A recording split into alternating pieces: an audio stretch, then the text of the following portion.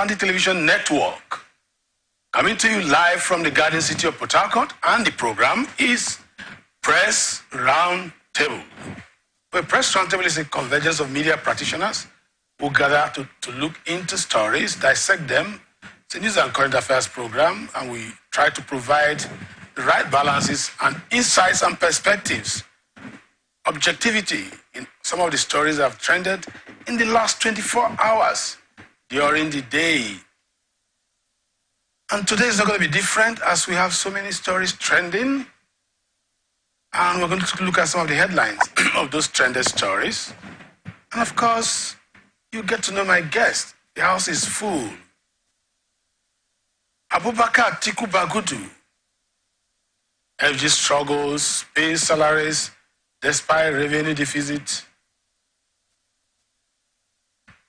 Nigeria has shortage of about 195,000 primary school teachers. Professor Ayode says, urges Tinubu to have Gumi arrested for criticism. From Ondo, PDP wants Akeredolu impeached for leadership void. Olusegun Aganga, reasons for Naira's free fall. From Imo State, Imo lawmaker says Uzodinma merits re-election. Well, you're welcome back to the program once again. You remember that ATM Press Roundtable trends here on this frequency from Monday to Friday, and today is not going to be different. My name is Bon Woken and Future. You're watching us on our mobile app, on our YouTube, Facebook, Atlantic Television Network, and more. And most importantly, you're watching us on StarTimes 194. We're going to short break. When we come back, I'll unveil my guest, and then we'll talk more. Don't get away.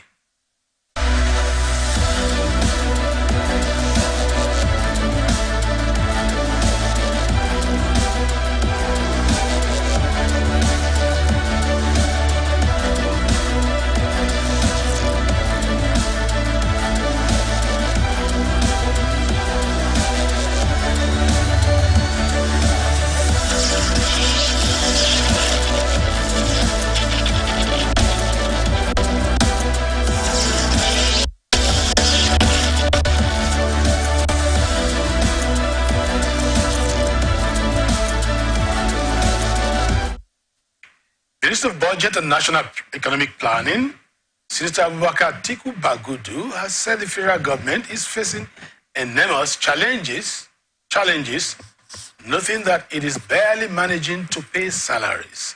Bagudu said this at the 30th Annual Development Forum organized by the Live Above Poverty Organization in Abuja on Thursday, while emphasizing the need for non-state actors to complement its effort in national economic development. The minister, represented by the Director of International Cooperation, Dr. Samson Ebimaro, observed that the government cannot bear the burden alone. A former acting governor of Central Bank of Nigeria, Dr. Sarah Alade, has said the participation of non-state actors was key in ensuring that poverty alleviation becomes a possibility. She urged the government to collaborate with non-state actors to achieve economic development and ensure the success of its social investment programs. You heard that story. Government cannot pay salaries. Non-state actors must be involved. I don't understand what that means. Yeah? So what? Yeah. Of course, you have in the studio Opaka Dokubo, the National Vice President of NUJ South. He's here in the program. You're welcome, Opaka. Thank you very much, sir. And of course, I'm sure you've not forgotten, Patrick Dambo is here in the studio. So the die is cast, and you saw that story about government finding it difficult to pay salaries. And then the fact that we have issues and not state actors have been invited. So what is their role in that regard? Let me start from you. You can't pay salary and say non-state actors should come in. I really don't understand exactly what they mean. Exactly. I don't know what what their business is about you managing your affairs. It's about you. If non-state actors really are those in the private sector. If they have paid their taxes, what's their business? Exactly. Is that how you make your money? Okay, maybe non-state actors in terms of supporting poverty alleviation programs. I think that's what they mean. Because government is struggling to pay salaries and cannot go bite more than they can chew. That's the context of that story, of course, right? asking non-state actors to help, I'm sure. But you must create the environment conducive for them to create jobs. Okay. Every now and then we hear this rhetoric, the private sector. Yeah. It is, of course, government can't absorb the entire the unemployed, this thing alone. Yes, so private sector will have to play a major role. And that is what it is. But government needs to create the conducive environment for them to properly do what they ought to be doing. So it is, for me, it is even worrisome. It's shocking that we'll get to hear that federal government is struggling to pay salaries. Struggling to pay salaries. It beats me. Yes. Only this week, last week, we heard of the lawmakers going with the kind of amount of money they're more than 100 million SUV. So how are you going to convince me, the ordinary Nigerian, that you cannot pay salaries? Why would I, as labor... And beyond paying salaries, you can't alleviate poverty. You can't support poverty alleviation programs. That's what they're saying. See, I don't know. Are we getting to a point where government is saying, if you can't do the job, please just resign and leave the office? Let people I was coming to that. Yes, go ahead. They are not being sincere to us. Yeah. That's my point of view, sir. Okay. This is too early. This government came in by May. This is October. And you went about campaigning, telling the Nigerian populace, people, that you have what it takes to put food on the table for them. Are you now telling us that you are bereft of ideas? If at the point in time, May, June, July, August, September, October now, you have not been able to pay salary, you are struggling, which is one of the basiest things you should do first. So, what hope are you giving to us that you can run this country as the chief executive officer for the next 3 years and something months remaining? So if at this moment you are crying that you are inviting non-state actors to come and do what? No, I think that come and do what actually? Come and support and give loan. And you are borrowing, sorry sir, you are still borrowing. Yes. And you are inviting, just imagine, you are borrowing to buy clothes and you are telling me, your friend, that I should loan you money to buy food. Will I give you such money? I won't. Let's give some perspective to it from the government angle. Yes, Opaka insinuated the issue of cost of doing business. That is affecting the running of government. And that is affecting all the aspects of governance, especially infrastructure, poverty alleviation, economic growth, and all that. When you are borrowing to eat, you are not borrowing to invest. You find a situation whereby the current expenditure is rising every day. And we do not have enough capital expenditure to invest in infrastructural development and other growth mechanisms that can grow the economy and give us high GDP and all that. That is the bane of. And they're saying, well, yes, what we are running is a mixed economy. You know, it's not purely capitalist. You have the private sector driven and the public sector driven aspect of the economy. What the problem I have with this government is that they know the solution to their problem. They do. You cannot pay salary because you have an over-bloated recurrent expenditure profile. That is just it, nothing more. Because most of the time, Nigeria, we're talking about budget deficit. That's all. Every budget in Nigeria since Buhari administration till now has been a deficit. And they're still talking about borrowing and all that. Well, the private sector can only come up when you have the right environment. Now look at what they have done with the Naira. The Forex is almost useless. and all that. They're even talking about redenominating the naira to bring us back to sanity.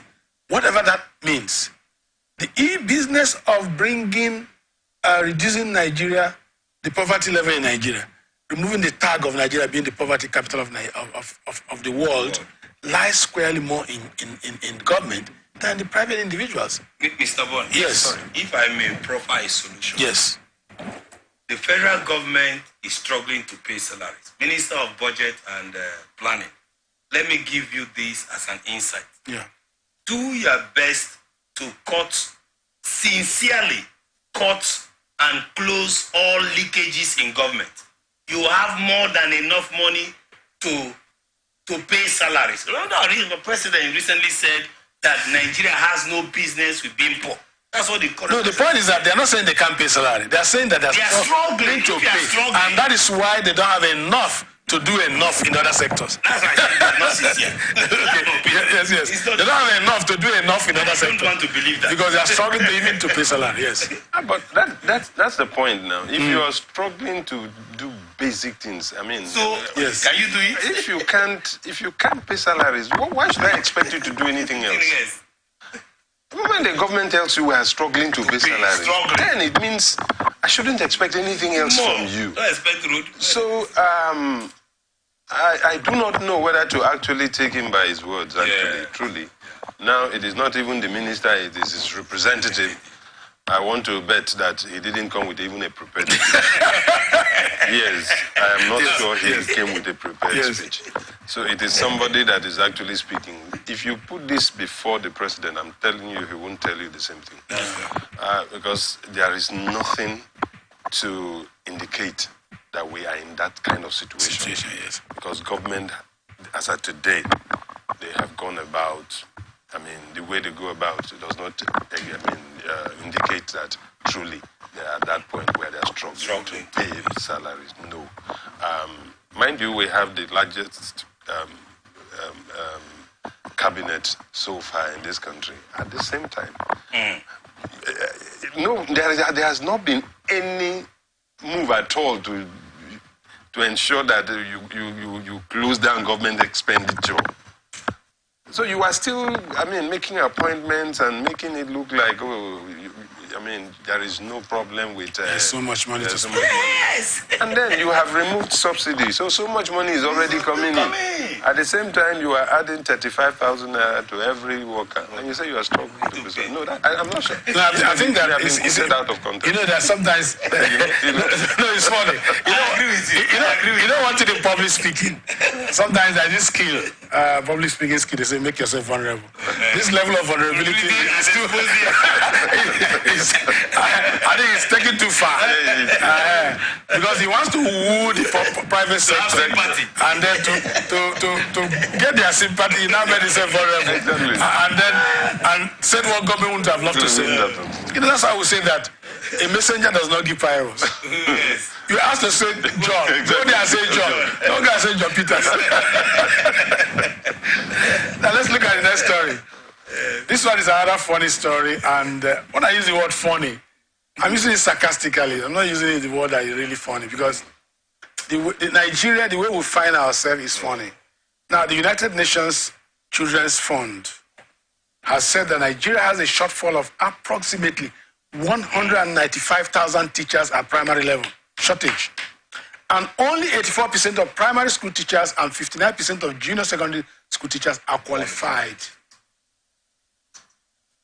Chief of the United Nations Children's Fund, that's UNICEF, Nigeria, Sahad Bande Subrayan, who made the revelation at the National Conference on the Learning Crisis in Nigeria, observed that the quality of teaching in Nigeria is limited by poor educational skills and a lack of teaching and learning materials.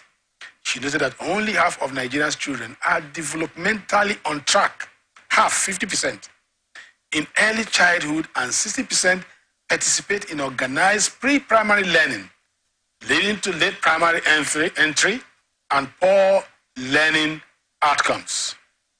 Ande Sabraya stated that 60% of public junior secondary school teachers, classrooms in Borno, Kano, Kaduna, and Kebbi states have no teaching materials.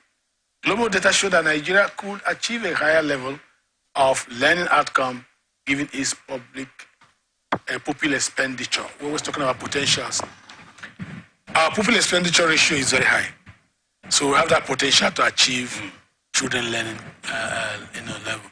So and now we're talking about qualified teachers. Over time, when NTI was set up, when the basic qualification for teachers was moved from TC2 to NCE, and there were a lot of outreach programs, distant learning programs, evening programs all over the place to crash program teachers into having the basic qualification. And I thought that by now we would have gotten to that level. Why do you think we're complaining about that? Does it mean that we didn't get there? Nigeria, see, I'm even surprised that they mentioned 195,000 only. This country, just 195,000. I'm not qualified. I'm worried about that. I'm not sure. And about 80%? No, they say the shortfall of just 195,000. Exactly. I have my. But it should yeah, okay, go ahead. Kind of. So you're saying that statistics is positive? No, for me, we haven't. There should be. I mean, the gap. I mean, the gap is more than 195,000. Should it be 195 million or 1.9 million? Well, that's what we got. Yeah. Because maybe if you take statistics, I mean, if it is taken just within urban areas, it could be urban statistics, random sampling. Maybe. Because if you go to the village, so in the north, a lot of unqualified and private institutions. If you go to the villages, you will see where you will see mass of students or pupils, and then no teacher. And they're talking about unqualified. There is unqualified. We are still. And they're talking about 50% don't have access to proper educational facilities.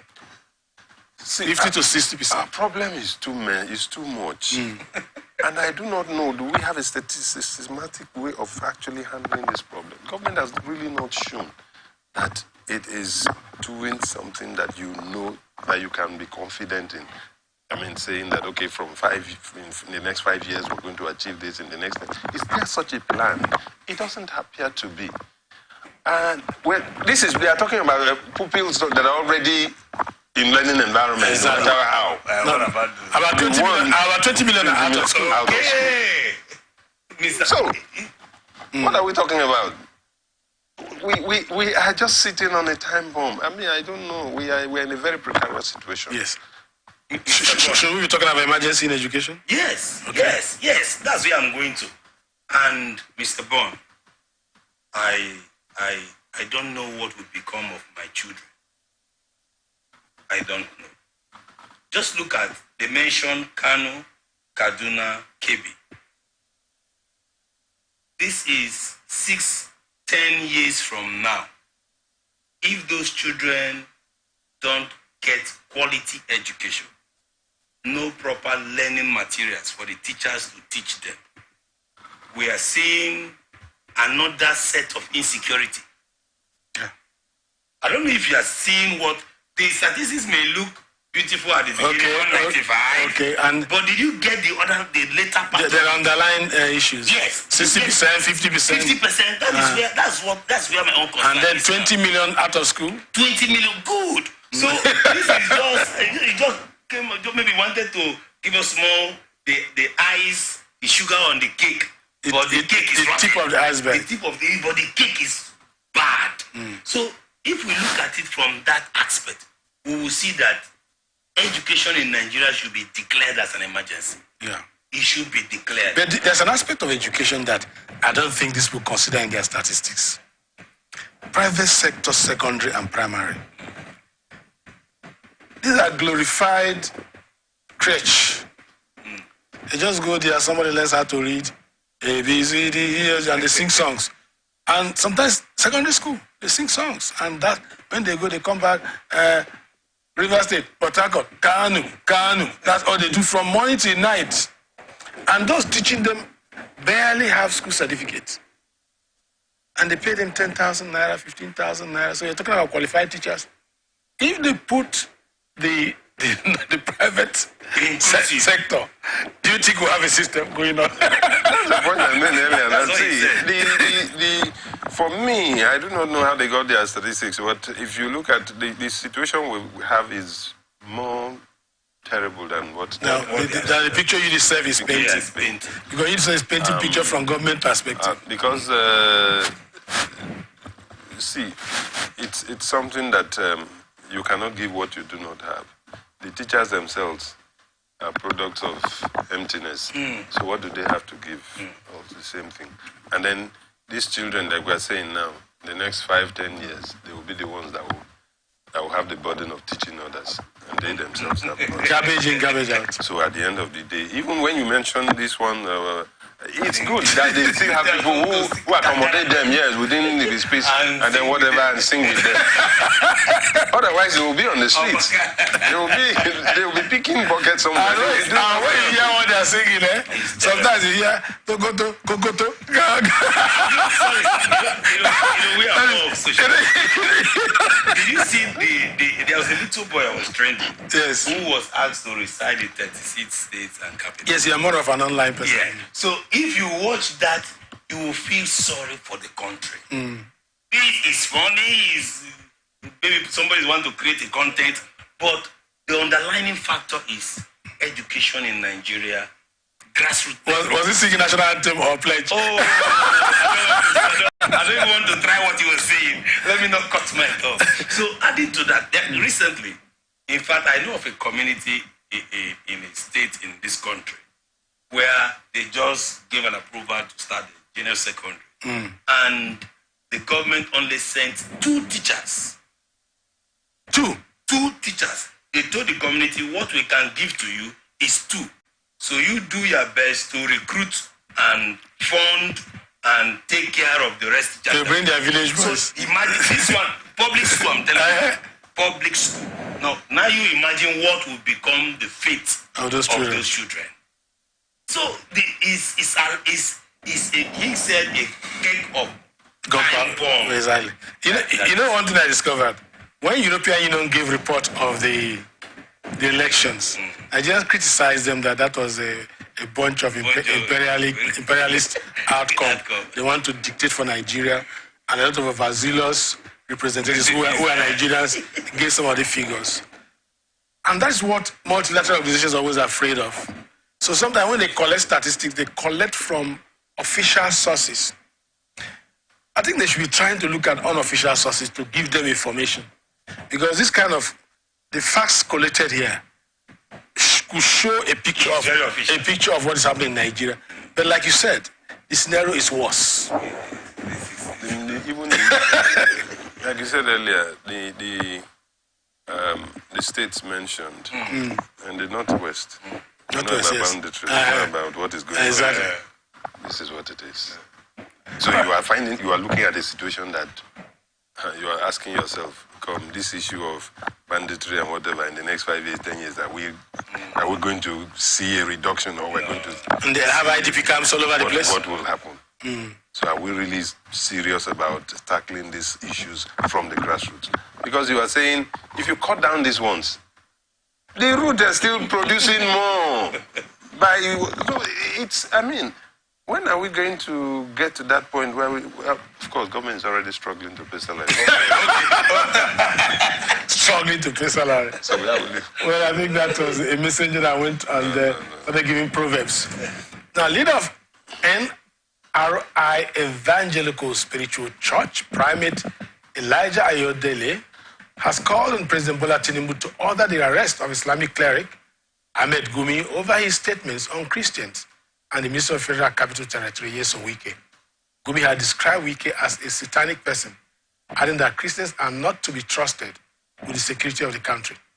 Islamic scholar then called for the immediate removal of Wike as the Federal Capital Territory Minister, while clamoring for a Muslim to take the position. In a statement by his media aide, Oluwatoshin Osho, Primate Ayodele warned Gumi to stop talking about Christians and leave Wike to do his job, because whatever the minister does will not only affect Muslims, alone, but everyone in the country. When people begin to give religious interpretation to governance and political affiliations and inclinations, I begin to wonder, what kind of comment was that? This, Gumi? whether it's Gumi is didn't start today. Gumi didn't start today. Yes. Throughout Buhari's reign, Gumi did whatever he liked. He was the one who goes to the bandits, who negotiated with them, who did all manner of things, and at the end of the day, nothing happened to him. So what would you expect? It will be business as usual. And I would expect that the federal government will call this person to order. Yes. Because if we begin to read and interpret every policy, every program, every statement, and every move of government in with religious spectacles, then we are setting ourselves up for. How can anybody in his widest imagination, for crying out loud, say there is a particular office meant only for Muslims? And in any case, I find it very disturbing, actually. But knowing what we already do know, nothing will happen to Gumi. He will say what he wants to say and get away with it. It's a sacred cow. But I just hope, of course, he would have been bolstered by the Muslim ticket that got its way exactly and all that. So Nigeria can now look at Nigeria as their own. They are the ones who can call the shots. I don't want to speak in that. Continue in that trajectory. I just want to think that government should make it very clear to everybody. The president should make it clear to everybody that Nigeria is a secular state. Yeah. I think that needs to be fully emphasized. And that the office of the Minister of the Federal Capital Territory is not about any religion. It's a government office.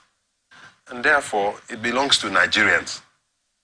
Therefore, any man qualified can be there. And it shouldn't, we're talking about the entire country, for crying out loud.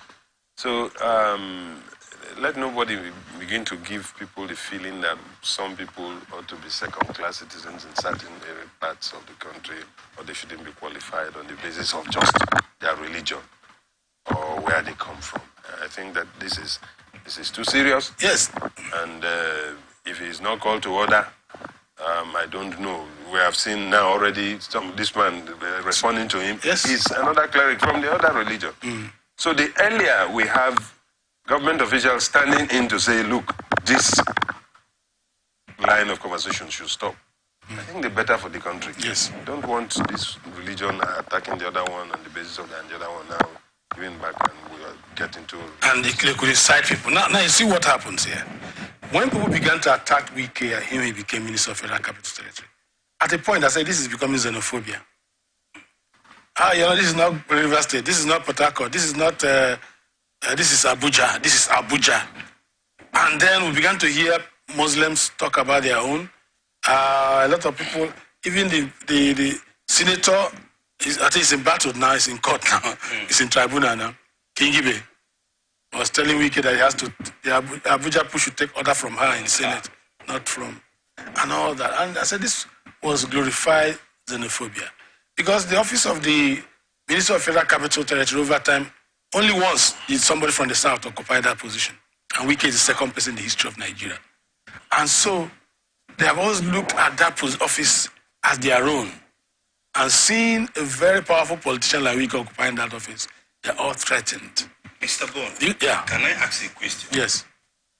Is that office the Minister of the Federal Republic of Nigeria, Abuja, or the Minister of the Federal Republic of Muslims?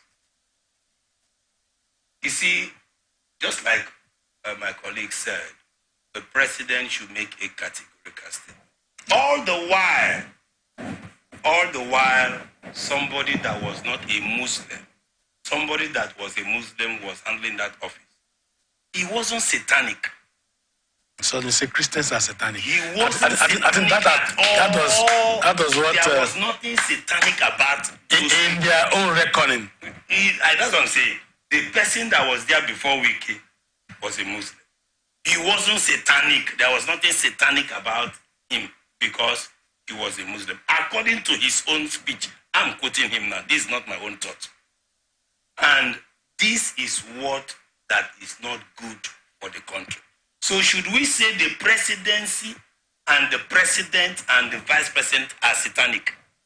That's what he's trying to say. By invoking or inferring that because Wike is a Christian and he should be a Muslim, because that's the concluding part of the story. That's what I said. That should be given to a Muslim. So a northern Muslim. A northern Muslim. So for that reason, that will now make it unsatanic. This is play. This is joke taken too far. I think that one thing we'll find in this country. I've always said it that in this country, as far as I'm concerned, there are only two classes of person: the rich and the poor. We use religion, we use ethnicity to divide this country. We want to get something. And the man is not even satisfied that the president and his vice are Muslims. That is not even... He wasn't even looking at that. And, no, I'm asking him. And he's simply stereotyping and stigmatizing a minister. What did the man do? And, because of... What did Wike do? A fellow Israeli ambassador, okay. I think that we really need to be very careful about how we handle this country unless we want it to explode. Because Nigeria, like you said, is a secular nation. That's correct. Multi-religious, multi-ethnic, and that rainbow nature should even be a source of unity, or unity in diversity. Most countries like Canada and all that are looking for diversity. They want more persons, even Germany, because that's what makes America great. Sorry, Mr. Bo, he made a comment, or he referred to something. This Gumi we are talking about. It's notorious. Oh, you have even used the word for me. You see, he was the one that was interfacing with people who were taking lives of Nigerians. And then nobody tagged him satanic. Nobody tagged him supporter of Satan or Satanism. For the fact he was the only one that knew where they were staying. Gandhi were staying. Yes, and who could assess them and could take things to them, and he's still moving free on the streets. This is. Well, I think that's the much we can take for this half hour. We'll go on a short break. When we come back, we'll hit the road again on further narratives. Don't get away.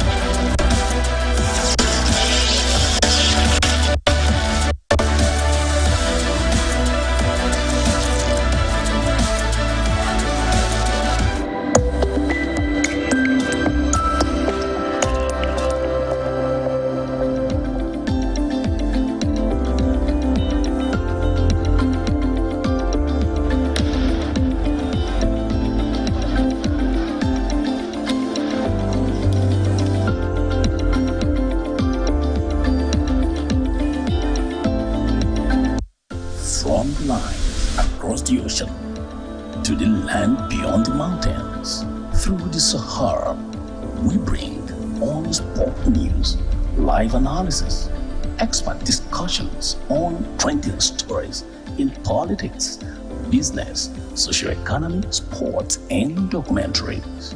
So catch all the updates on the happenings around the globe. Stay focused on the fact today, only on ATN.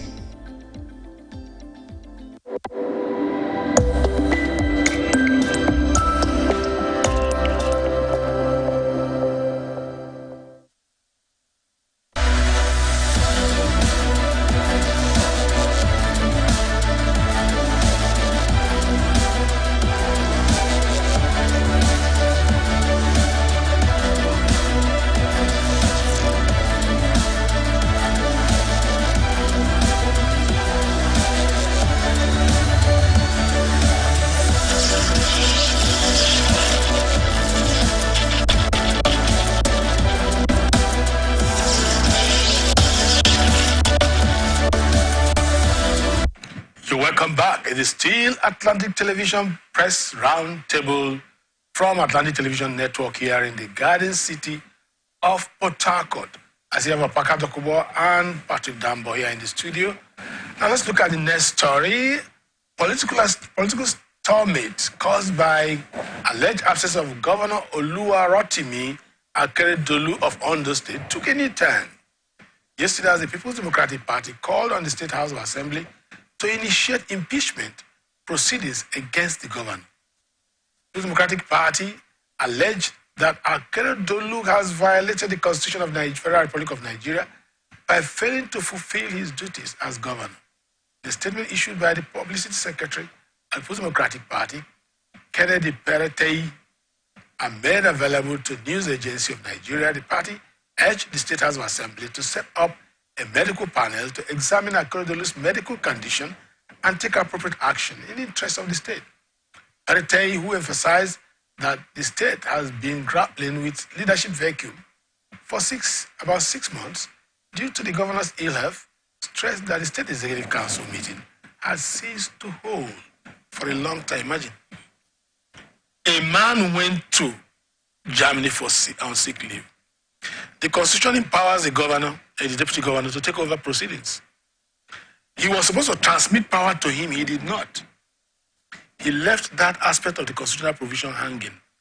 The man took certain decisions, and he came back and is harassing and haranguing the man for taking certain decisions. And things has come up to a head where the National Executive Council of the party had come to settle them. It got to a point where they incited the assembly to impeach the deputy governor.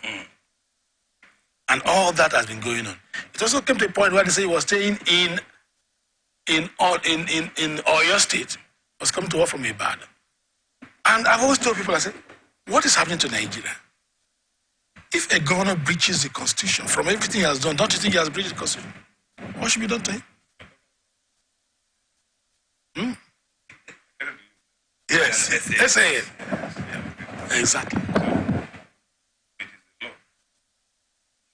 So it's mischief now.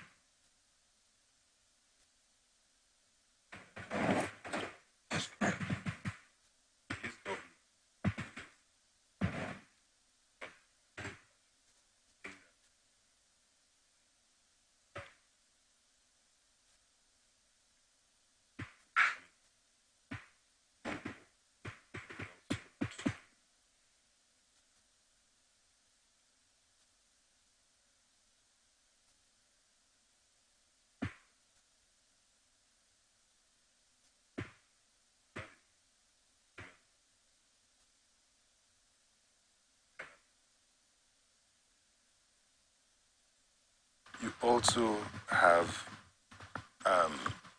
the prerogative to say, okay, instead of me, just like Jonathan said, see, my own ambitions cannot be bigger than. Yeah. So you just let go and take care of yourself. You see, when you were even talking about himself instigating this, I was wondering, are you sure it's actually himself? It may just be people around him. It may not actually be himself. Yeah. And people are just using him. I don't know at this particular point in time now. We don't know the state of health. I'm not sure anybody can categorically tell you whether he is actually in such a state where he is able to speak to anybody. He just gave permanent secretaries, 30 permanent secretaries SUV cars. Did he hand over them? That's me. This is the problem. Mr. Bond, thank you. He may just be out of it, and then people are using him just like they use Buhari pom pom pom. Exactly. At the end of the day, the man says, I don't even know what's happening. Exactly. I want to toe a line of thought, sir. I want to believe that Akeredolu loves his life first, more than any other thing, more than power. Yeah, you should drop the sorry, sir. I want to toe his life. Okay. I want to toe his life.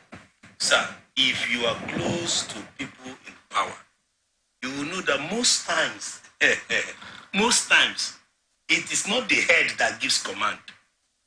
Do you know the power of a cook, of a governor? That person can generate a statement, can make a decision, and put it on the head of the governor.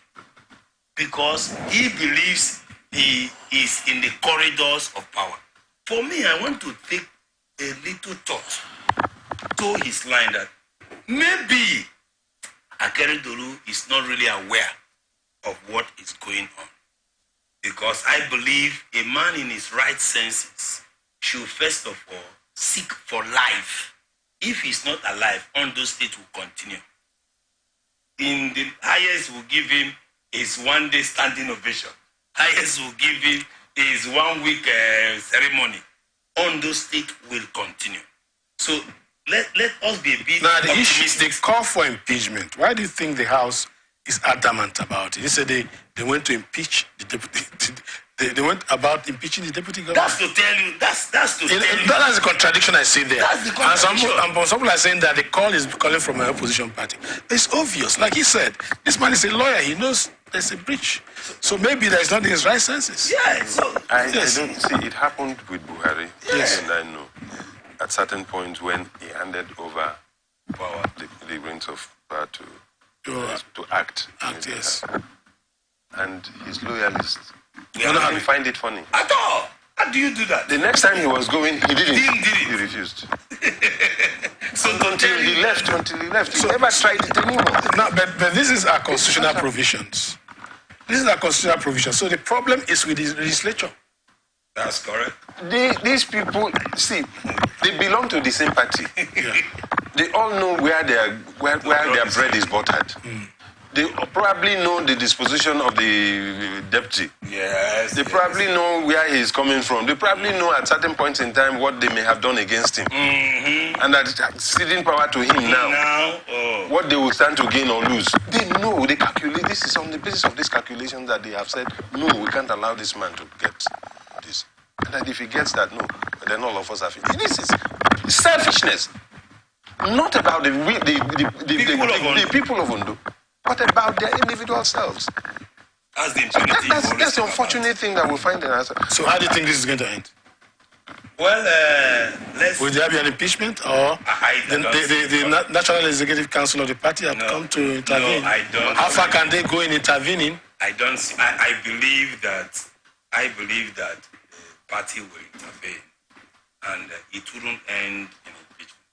And we'll soon. Because of the kind of assembly we're seeing? Mr. Bond, I bet you we'll hear another side of this story. Should Akeredolu be strong enough to address the press, we will hear another side of this. Just let's watch. That's my take on this. We'll hear another side of this. Well, let's take the last story. It's definitely going to be the last story. Former Minister of Finance, Olusegun Aganga, has explained that the Naira would continue to be weak if the country remains an import-dependent country. Is it news? Aganga speaking on Thursday at the third Adola Odutola lecture during the 51st annual general meeting of the Manufacturers Association of Nigeria on Thursday, I said Nigeria must produce for local consumption and, more importantly, for export, for the Naira to be strong. Aganga, speaking on the free fall Naira, said, what is the wisdom in spending billions defending the Naira? I'm interested in that part. When it continues to fall instead of investing in genuine manufacturers and exporters of high-value products that will earn Nigeria foreign income and more. Aganga charged the government to declare the industrial sector a national priority sector and back it up with plans, policies, and money. The question is, why should you be spending money defending the Naira when you can use that money? Can you That's another question, my brother. Oh my goodness. And he's telling the Manufacturing Association of Nigeria, man has been complaining over a number of issues, forex and all that, ease of doing business. Was this the reason why they allowed import to come?